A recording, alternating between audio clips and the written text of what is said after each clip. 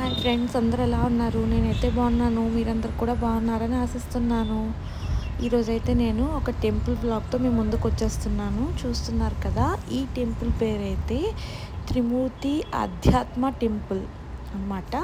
ఇదైతే బెంగళూరు నుంచి కొద్ది దూరంలోనే మీకు కనిపిస్తుంది.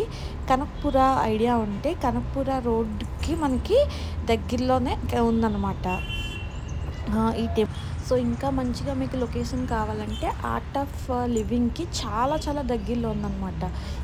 ఈ టెంపుల్ అయితే చాలా క్లీన్గా మెయింటైన్ చేస్తున్నారు. ఇది డివోటీస్కి అనే కాదు, విజిటర్స్ని కూడా బయట నుంచి చాలా మంచిగా అట్రాక్ట్ చేస్తుందనే చెప్పాలి. బయట నుంచి ఈ టెంపుల్ చూస్తే చాలా క్లీన్గా ట్రీస్తో అండ్ లైక్ మనకి డాల్ఫిన్స్ కానీ, నెమళ్ళు కానీ, డీర్స్ కానీ అలా. అండ్ మనకు అక్కడ కూర్చోవడానికి కూడా ప్లేస్ ఉంది. ఫుల్గా గ్రాస్లో మనం కూర్చోవచ్చు, ఎంతసేపు అయినా ధ్యానం చేసుకోవచ్చు. అండ్ నాకు ఇక్కడ స్పెషల్గా అట్రాక్ట్ చేసింది ఏంటంటే నారదుల వారి విగ్రహం అనమాట. నేనైతే నారదుల వారి విగ్రహం ఫస్ట్ టైం చూస్తున్నాను.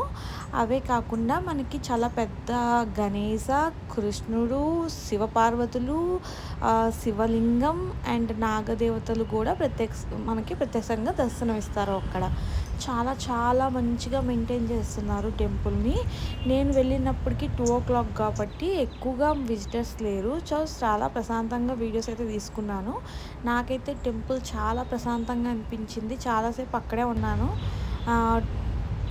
ఈవినింగ్ టైంలో అయితే ఖచ్చితంగా విజిట్ చేస్తే హ్యాపీగా ఫ్రీగా మనం కూర్చొని మెడిటేట్ కూడా చేసుకోవచ్చు.